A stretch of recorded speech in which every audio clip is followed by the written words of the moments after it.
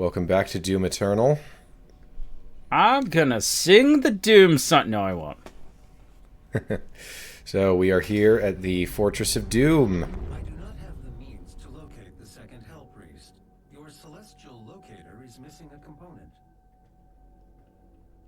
We will need a replacement. Yeah, I'm sure we got a couple lying around. I've completed the redesign of your equipment launcher. The flame belch is now ready for your Sick. Alright, now for another key part of the new combat loop. This is one of the things I miss the most going back to 2016. Yeah, it's pretty sweet once you realize how good it is. Just spray, and it gives you vitality back, and it regenerates all on its own. It's very nice. I am curious. The whole time I was wondering, what's better? Glory kill and get more, or just, Wow!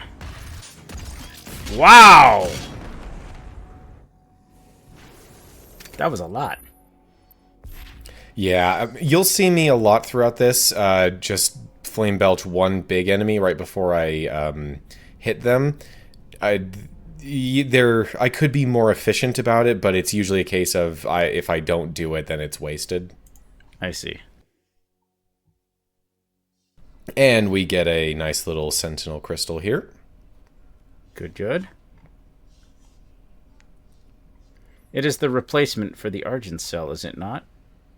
Yes, it is. So in 2016, you just got to pick, do you want health, ammo, or armor upgrades? But they probably noticed that people just always went for the ammo first and the shield last. And so they threw in a couple of bonuses if you got certain ones. So I actually ended up getting primarily shields just because of the bonuses that I wanted. I think I dropped health the most because, well, I'm not very good at this game.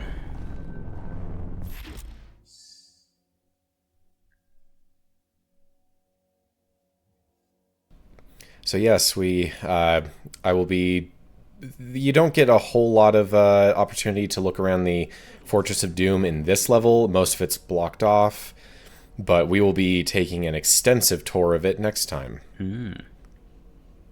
I didn't listen to these often enough. This is an ARC broadcast. Mm. There are reports coming out of the quarantined hellified zone near the San Andreas Chasm.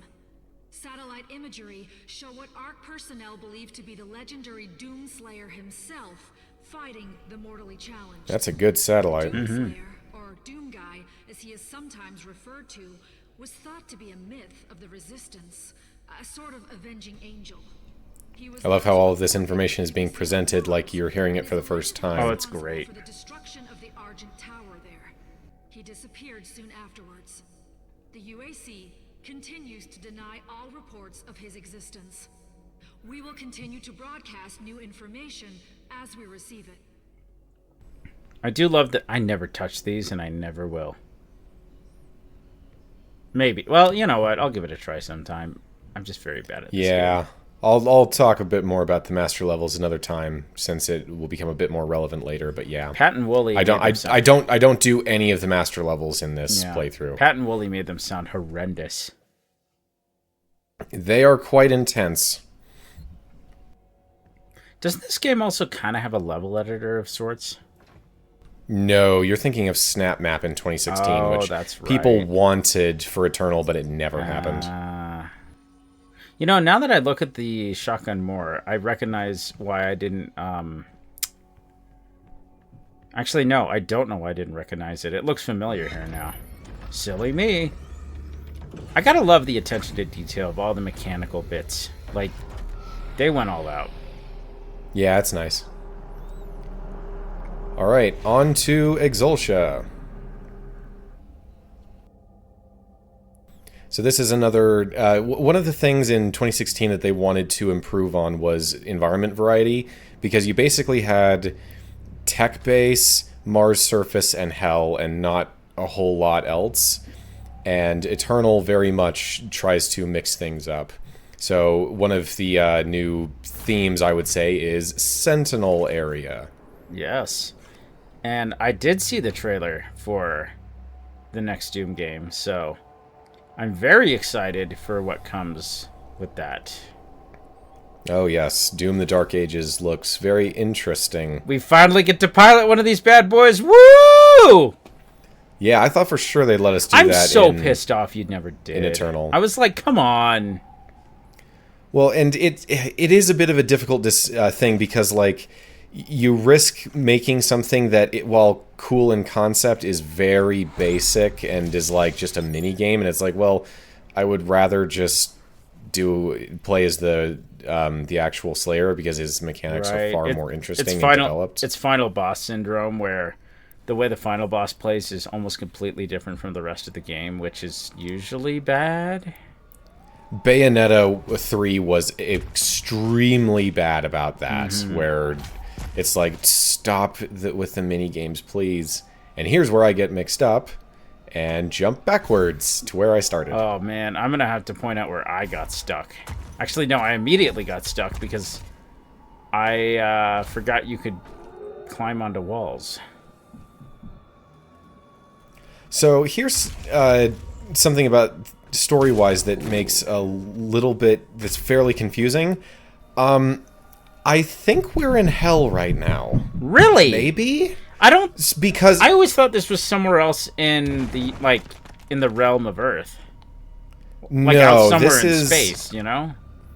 So that's the thing. A lot of these Sentinel areas, it's not clear what planet they're on. Like, is Exultia on Argent Denor, or is it a different planet? Is Exultia a planet or a place on a different planet? I don't know. So, reading the lore, I remember it talked about how the con makers have more influence than just our planet, this planet, if this is a planet. Like, I felt like that implied this is somewhere out in the universe, but could be wrong. So the lore in Eternal makes it clear that the Sentinels had a interplanetary empire. Right. They expanded all over the place. But, like, for Exultia, it is just not clear. Yeah, that's good. It's just not clear whether places are on Argent Denor or not. And we know from 2016 that Argent Denor is in hell.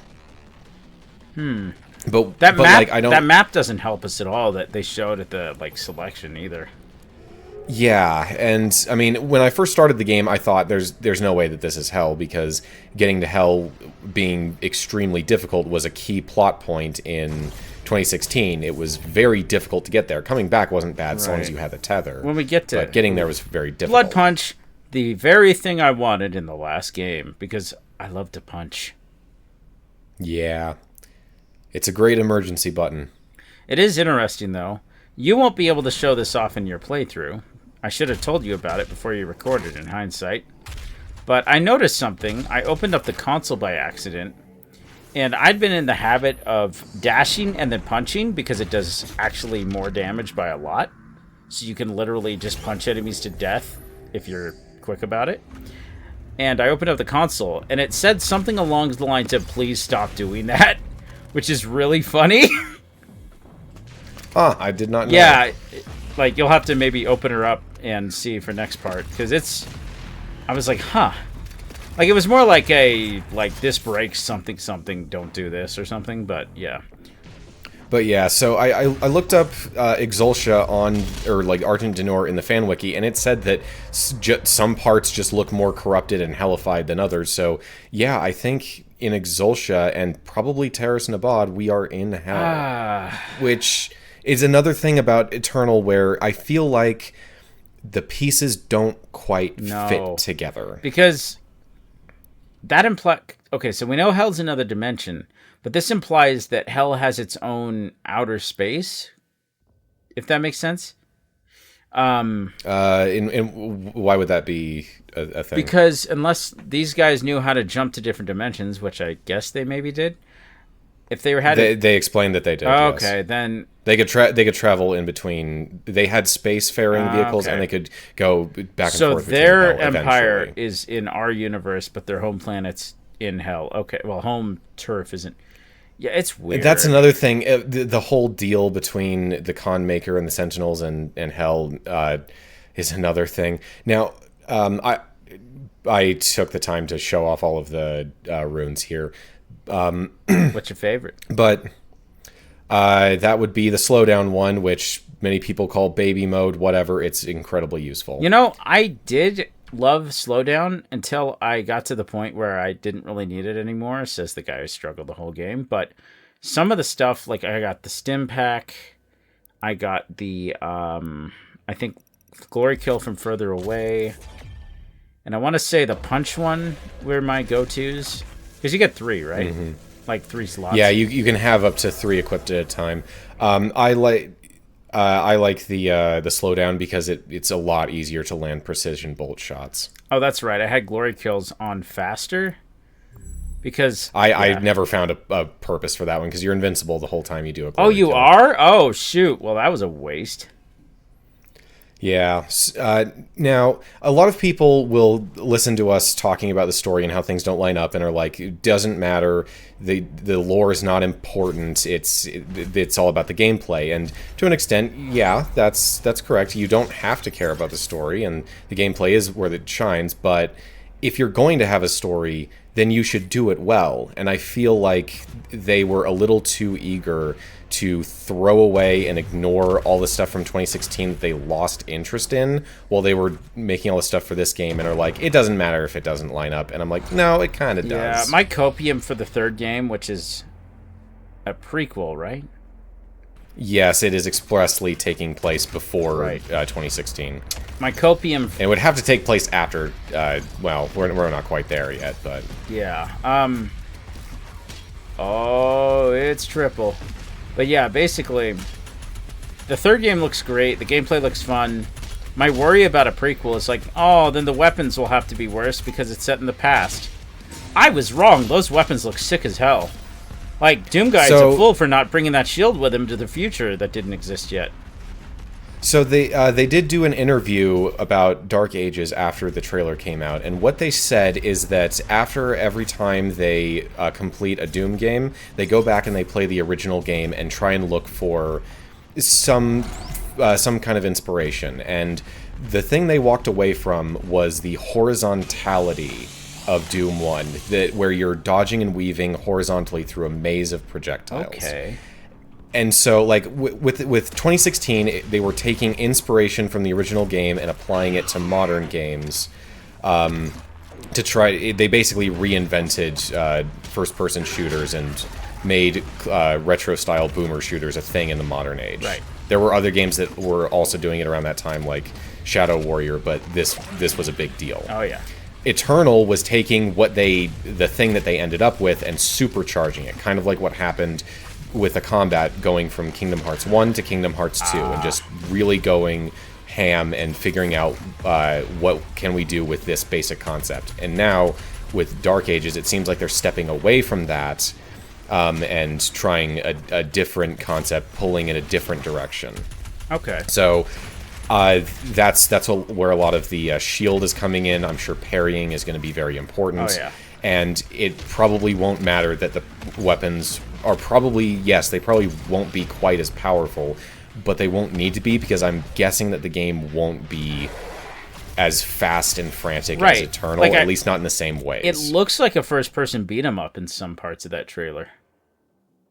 Yeah, the Eternal is very vertical. Staying in midair is very advantageous because you're out of the way of things, whereas in the Dark Ages, it looks like you're going to be on the ground most of the time.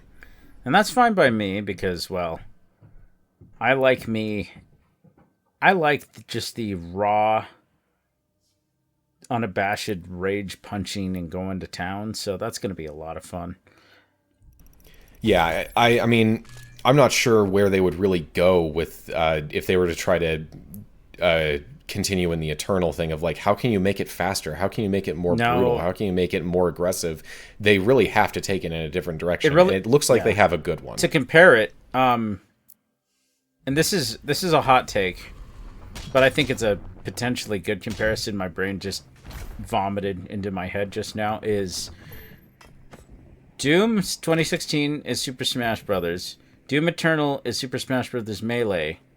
We don't know what Doom the Dark Ages is going to be. Will it be Brawl?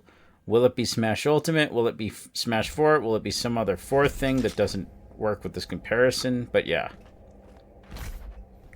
Yeah, but I'm definitely curious, and I'm all for a different style apart from what 2016 and Eternal were going for. Because long gone is the days where I'm salty when a game is different. That's actually not true. When I first started this game, I was highly disappointed. Can you hit those? Looks like no. Ah. I know that you can attack that Cacodemon that's hanging out high above you when you leave the barge in the first level.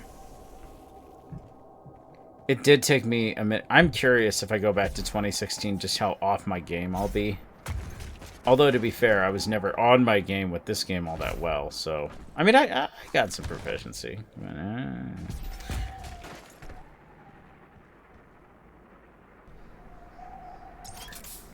But yeah, I mean, it's a very nice area. The whole Sentinel aesthetic that they have is nice. You know, this pseudo-medieval area. It's very green, very... gray architecture. I don't know. It's pleasant. It's like if Dark Souls... Okay, I shouldn't compare everything to Dark Souls, but it's like Dark Souls meets Halo sci-fi a little bit. Just, Actually, no. The Halo rings are a great example because they're, on the surface, very organic. Under the surface, extremely inorganic. Yeah, maybe if the architecture was a little bit... like aesthetically more ancient feeling, even though they do have all of this like technology going on inside. I mean, it's fine because it's not Earth, it's not our history. Why would it follow our trajectory for technological advancement and aesthetic development? And we get probably the most important, critical, and powerful ability in the entire game. Okay. Quick movement. So I thought I was getting the super shotgun here. Because the hologram, he's holding the super shotgun. But yeah. So there is a challenge in the game where you play through the entire thing with only one crystal, because you can't avoid getting one, and one suit perk. That's pretty cool. And it's pretty much universally recommended that the one suit perk you get is to reduce the cooldown on the dash. I just had a thought for a rune that would have been cool. If they give you your own doggo to fight alongside you for a little bit. I suppose. Be nice, because I effing hate what's coming later. Ooh, Damn we will get there. Doggos.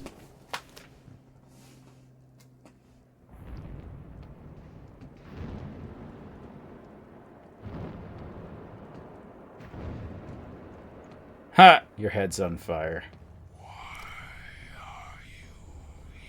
Yes, I decided to turn on a custom skin for this level, because, I don't know, the Ember skin seemed appropriate. It is not yours to take. And who's going to stop me? But how will I play Quidditch? It is just an oversized snitch. No, I meant a quaffle, but yeah. The priests. You know our laws. Despite their transgressions against the Covenant, they are still of Sentinel blood. He's talking about the Hell Priests right there. Right. Is bigger than you can imagine. It is written. It is their time to give penance. But why, though? If you continue, you will bring down the heavens' wrath. You are but one man. They are no longer your people to save. So clearly Doom Guy has enough respect for, like, Sentinel traditions to, you know, bow. Yeah, that's but huge. he's not gonna not do something just because he's told not to. Yeah. It's fascinating how big that king was. That guy was massive. I mean, that was like a... I'm not even sure what that is. It's just... I assumed like it a was his spiritual ghost? representation. I don't know. But right here, we see another thing. And... Hello, Daisy. Oh, it's Daisy! I never caught a single one of her in the campaign. She shows up several times. I caught that one, and I think there's only one more that I found by complete accident later. Okay, forget the wolf perk. Having just a rabid, like, Monty Python-style Daisy as one of your cooldown perks. That would be funny. Yeah, so here is where the full auto can come in handy. Yeah. Enemies are squishier on easier difficulties, right? I'm trying to remember all the differences. I think one of the big ones is that there's just fewer enemies the lower the difficulty goes, which goes back to the original Doom. That was the primary difference. I mean, that's... Assuming you don't run out of memory, that's an easy way to toggle that.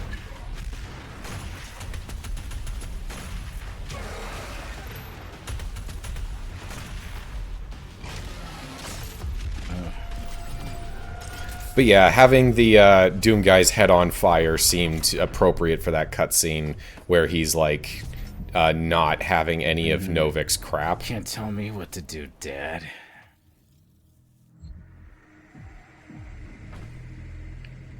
Ooh. But we're not going there quite yet. Oh, you do get 2 dashes at the beginning. Okay. Yep.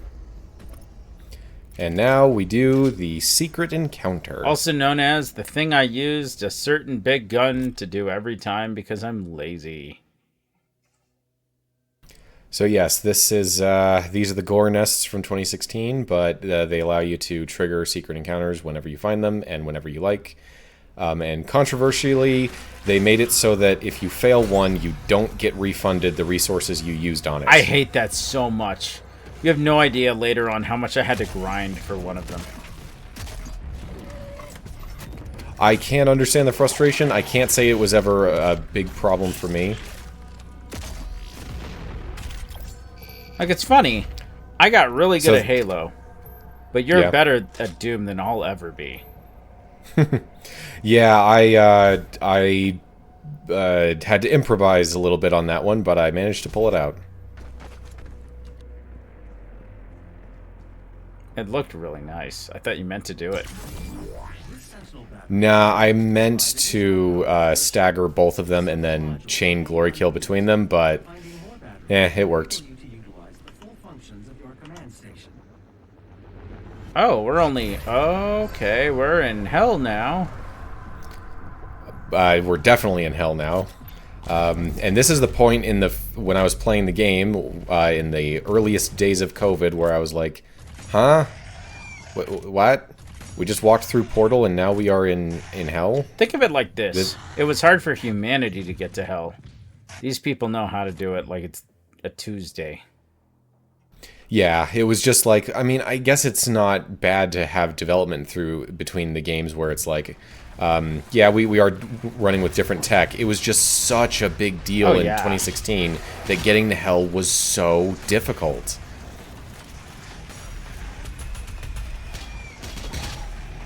Ha! Oh, that's a good one. Yeah. The Revenants are probably, I would say, the silliest Doom enemies, so they tend to get some of the more funny glory kills, I think. There's literally a skin where they have trumpets, right? Yep, they do have a Doot, the Revenant. Yeah. And I think it's just because they were able to cross-pollinate with skeleton memes. Yeah, I do really want to... I need to play Undertale. It's enough time. I don't know why I've dragged my feet on that. And once again, just like in 2016, we have combat arenas with portals. Which is nice. So, shotguns are traditionally, in video games, the closer you are, the more damage it does. Is that a thing in this game? I mean, I think it usually comes down to pellets. The shotguns, video game shotguns emit pellets, and they go out in a spread. And so the damage is dependent on how many pellets hit, and the closer Right. you are, the more likely pellets are to hit. Yeah, I found out in real life the lethality of a shotgun is stupidly far range. Yes, video game shotguns being incredibly short range is very much a video game thing. Shotguns can be quite long range in real life. You only need one pellet to hit you to have a bad day. And they have a much tighter grouping than you would think Yes. from playing games. I saw a video on this and I was like, that's terrifying. Good to know. Hello. This kind of gives me Tony Hawk vibes, the floating bullshit. A little bit. So yellow means environmental breakables. So Hey, Tony as Stark, opposed to green. you left your shit in hell. I guess there is hell in the Marvel Universe because there's a lot of stupid stuff.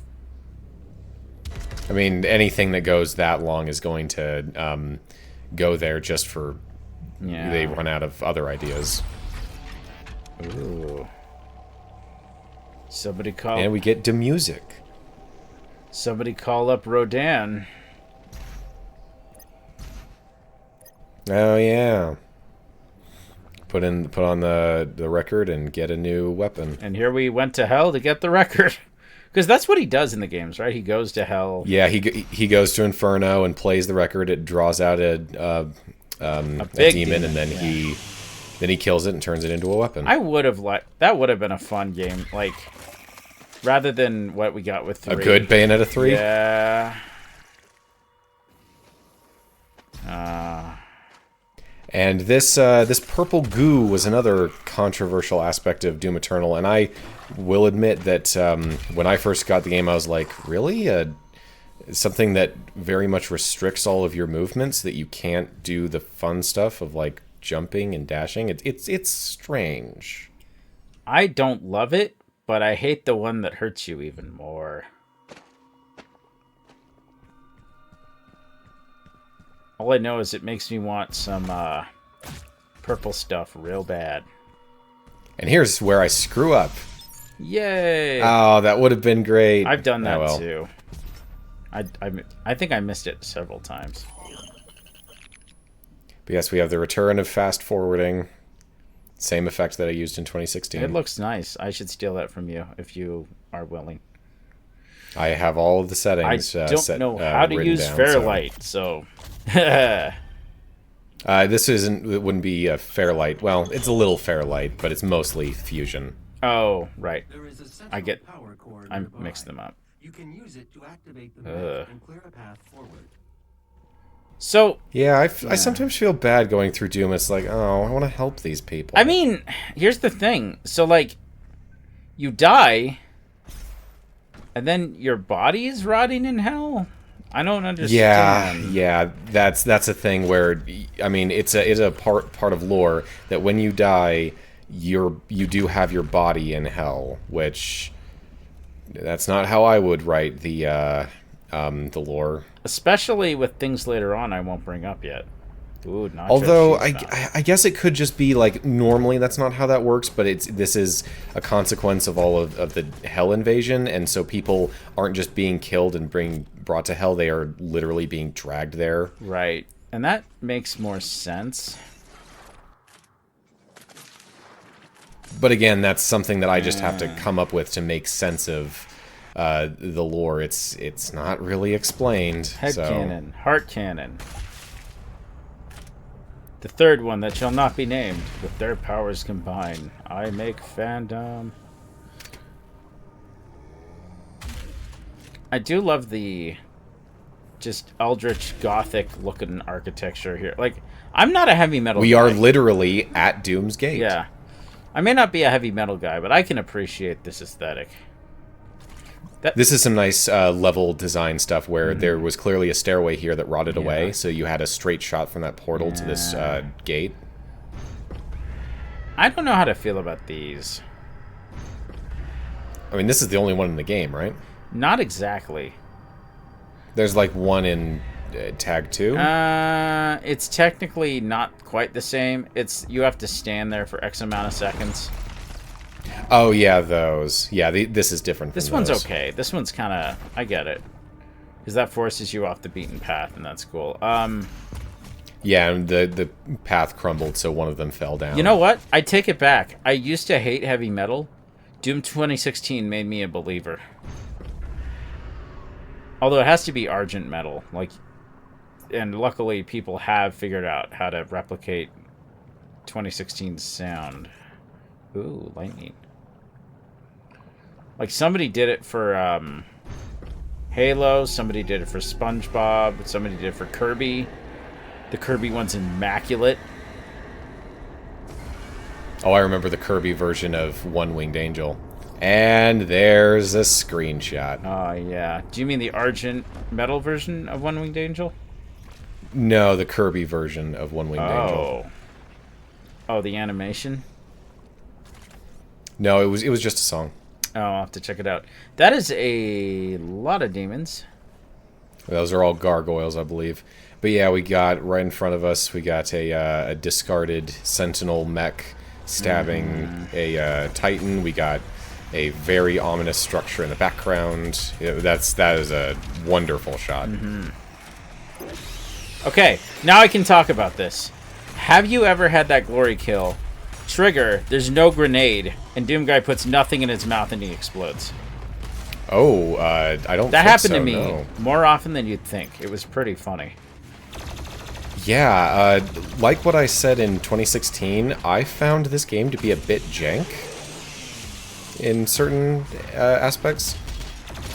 Granted, that was mostly in the pre-playthrough prep work I did, which was actually quite extensive. I played a lot of this to prepare for this playthrough for one reason or another. Right. And I ran into many bugs and little issues that, fortunately, most of them did not show up or were not relevant to the playthrough itself, but the game is not flawless in terms of its stability and lack of bugs. I do wish there was a better, like, I wish that, like, PlayStation has this, where you can, like, capture the last X number of whatevers when weird stuff happens. That way you don't have to always be recording. I don't know how that would work, though. You need some kind of buffer record. It's so weird seeing the keyboard shortcuts. Or, not shortcuts, but... Yeah, the button prompts. Yeah, it took me a minute to acclimate to the... Oh, I never got that one! That's from behind. It took me a minute to acclimate to the keyboard control scheme, especially since it differs from 2016 slightly. Because like you add the dash, you add on a whole bunch of stuff, but you also take away the crouch. So oftentimes in 2016, E was the interact button, but in Eternal that became the flame belch, and then melee became the interact button. So when I go back to 2016, I often punch things when I mean to activate them, and here I often blow fire at things that I'm trying to turn on. You might be interested to hear my controller configuration was super janky. Like, I have the Xbox, I want to say it's A something brand with the little 4 tabs on the back that cut into my flesh like a clarinet on steroids. Back buttons, yeah. But yeah, for me, I had the upper left be the weapon mod, the fire button be the upper right, and then dash was, I want to say, because I had bumper jumper, and I also had punch with right bumper. So jump with left bumper, punch with right bumper, and then... Yeah, when I started 2016, I looked around for a way to change it so that punch wasn't on right stick click, but I eventually just acclimated to it. Yeah, I kind of... This is the reason... Ooh. So you can see Purple. the Slayer Gate and the Slayer Key over That's there. handy. The reason I didn't use the Flame Belch all that much is because I had it click left stick.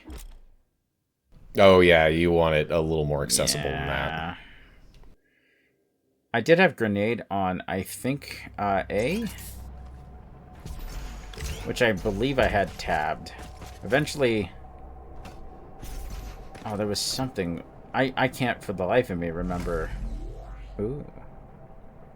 Interesting. In that tutorial video there, the dash refill looked a little different. It had the little pulsing aura around it, which is... Might be a beta. So that was probably... Yeah, probably from an earlier version of the game.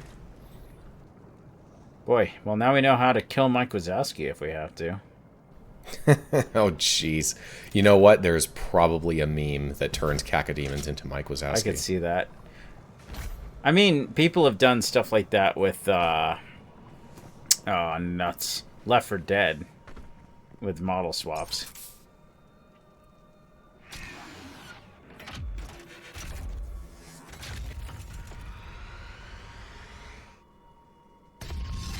Oh.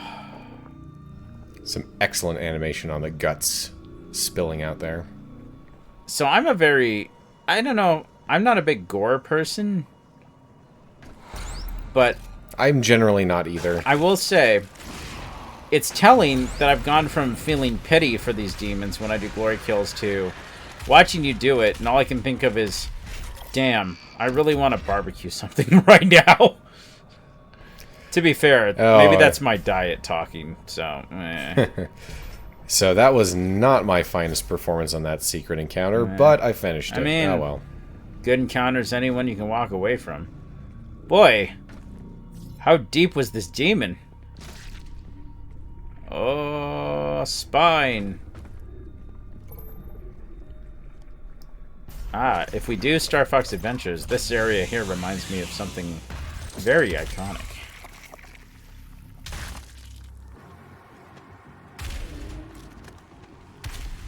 Get over here. I remember very slowly. Honestly, a certain super shotgun upgrade would make this area a lot easier. So when I fell off of that ledge there, I could have dashed around to get more air. So, but I didn't. I forgot. There's a lot of little things I could have done for more optimal play. So, like not that. You probably don't turn on any cheats, right? I do not. No. Okay, then I will freely discuss them. There is a cheat that lets you move way more in the air, if I recall. That is a rune. It is the improved mobility rune, which I always found overhyped. Oh, I use it all the time. That's one of my big ones. I use it because it makes certain jumps way easier. But yeah, the cheats can only be activated on repeat visits to a levels, and this is all first time for this new file. So, which was great for cleanup. Although they can't be used if you have any cheats on, then the Slayer key will be unavailable, which is annoying. I took far too long to get Sticky Bomb Master. I mean, it is a lot of Arachnotrons, which honestly don't show up that often. In fact, I want to say that the past couple of playthroughs, I have gotten Sticky Bomb Master on the exact same Arachnotron every time, because I always get it pretty much as soon as possible, and there's just the, X amount of Arachnotrons before you get it, so... Huh. That's like how I subconsciously always get the same Jiggy, 25th Jiggy on Banjo-Tooie. Somehow.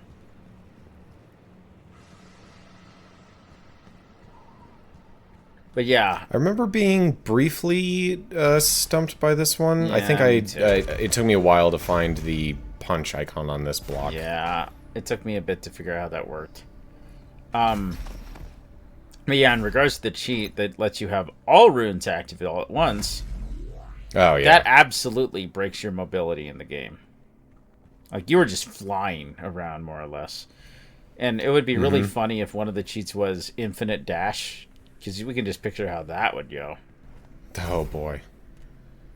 Although, once you reduce the cooldown, if you're on the ground, it refills so fast that it almost feels infinite. Oh, yeah, it's great if you need to get somewhere fast. Shoulder cannon. So it's interesting that these mechs have a similar look to the Praetor suit. Well, we know that he was wearing the Praetor suit when he... wait, no. The Wretch created the Praetor suit after he went to Hell. I don't think they ever... Like, they mentioned that offhand, and neither in this game... Oh, you know what? Maybe they'll bring it up in Dark Ages. We'll see. Hopefully, because, yeah, Eternal really doesn't have much interest in any of the expanded lore from 2016. It ignored most of it.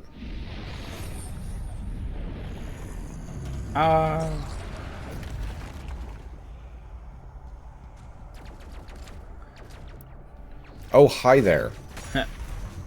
That guy... Have fun hitting me now. Yeah. That guy falling reminds me of Ryan Reynolds' favorite and most proud movie, Green Lantern. Gravity's a bitch. I saw that in theaters. I did too. They were setting up for a sequel that did not happen. No, I do not make a habit of doing that, but I felt like doing it because it wasn't reacting. You know, to I think I might have did that too. Except I was trying to lob sticky grenades as far as I could. They do have a max range, unfortunately, I discovered. They will just explode. You know, even though there's a lot of reds, this game does a good job not having everything be literally red in Hell. Like that blue grav lift. Yeah, that's mostly for the functionality of it, so you can see, oh hey, there's a spring. Oh gosh, that lava reminds me of that AI series of images of people at a lava eating contest.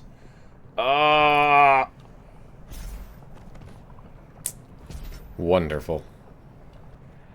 And here we get some straight up Mario platforming stuff. Like this area starts looking like Bowser's Castle. Honestly, remember that Jump Up Superstar video? I mentioned that in 2016. Yeah. Oh, hey, look at that. I've been impaled. So I wonder if anybody's taken the trouble to try to piece together a spherical map of Hell. Or at least any map of Hell, since you go to more than one place. Yeah, I don't know. It just might not be doable. Like those poor fools trying to make every Mario game map fit together, which is just, no. Like, have fun. Have fun! But, yeah, no. And yes, I do all of the Slayer gates on screen. Mm-hmm.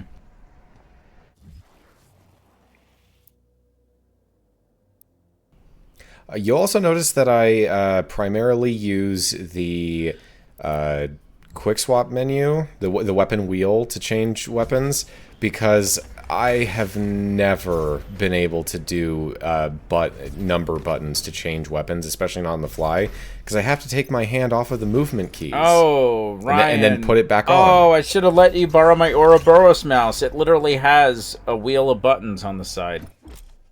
Oh, I still probably wouldn't have used it. Yeah, I didn't either. When I tried to play 2016 with a mouse and keyboard, I was like, nah. I mean, because in 2016, it slows down the game, so it was actually really good for taking a breath.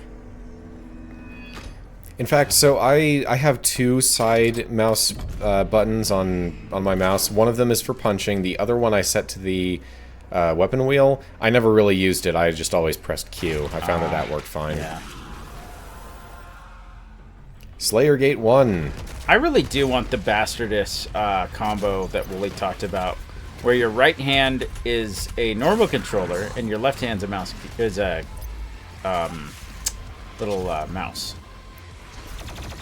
So you will see quite frequently when I do a glory kill, I will follow it up by dropping a frag and dashing away, because it can be kind of difficult to figure out how the combat state has changed since you started the glory kill. So I tried to use Heat Blast more with this weapon. I definitely started to get a feel for it, especially on Mastery, but I didn't use the plasma rifle too much in general in this playthrough, except where I had to. I will say, for the longest time, before the game got difficult, at least on I'm Too Young to Die, the other weapon mod that we will get, that you will get, is I just used it because it's fun.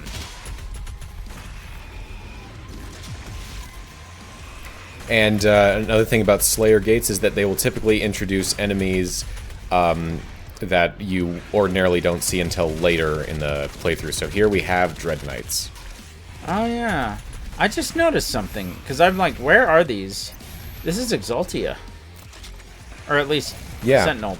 Is Sentinel Prime the name of the planet? Or place overall? I don't know. I think Sentinel Prime is a different planet from Argent Denor, but it could be anything. They could all be on Argent. They Exultia and Terras Nabat. I think Terras Nabat is on Argent. I think I need to much like Wooly making his Kirby lore like big video, I would love to see somebody fully just explain all this stuff based on what we know, because it's a lot to take in. Well, that's the thing. I don't think that they have ever given...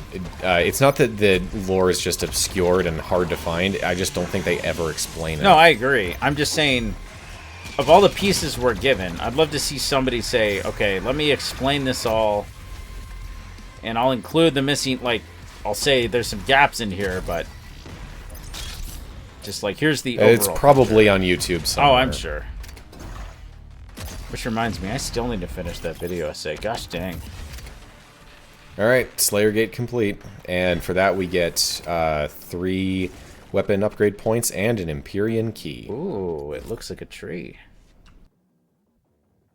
In fact, it looks like a tree in a place we'll be going later. Oh yeah, I like those trees.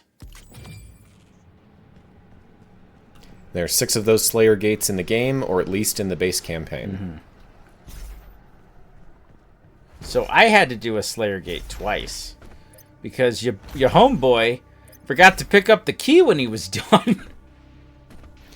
Actually, when I was doing some of that prep work I mentioned before the playthrough, I did do a Slayer Gate and forgot to get the key, and because I exited the room so quick and then had to use fast travel to go back. Right. See, I was under the impression before I did cleanup, the fast travel could be, like, started on the second playthrough. Yeah, you might think that you could just do it immediately when you revisit a level. Nope, it only unlocks when you reach the end of a level. And I kind of understand why that is, because a lot of these levels are very state-based. So you would either have to have it be breaking states and you're just teleporting around, or you have to have it in the end state and it's just empty the entire time, no matter how many times you play it through. And here we get some very critical lore that actually does follow up on some stuff from 2016. Okay. Because we meet the Betrayer, which it was a very common theory post-2016 that the Slayer was the Betrayer. And people pointed out that that didn't make any sense, and yeah, it doesn't. Hey, he has a... Yeah, he's got a shoulder cannon, although it's on the other shoulder. This gives me Gears of War vibes. He very much does. Only make the burden you carry worse.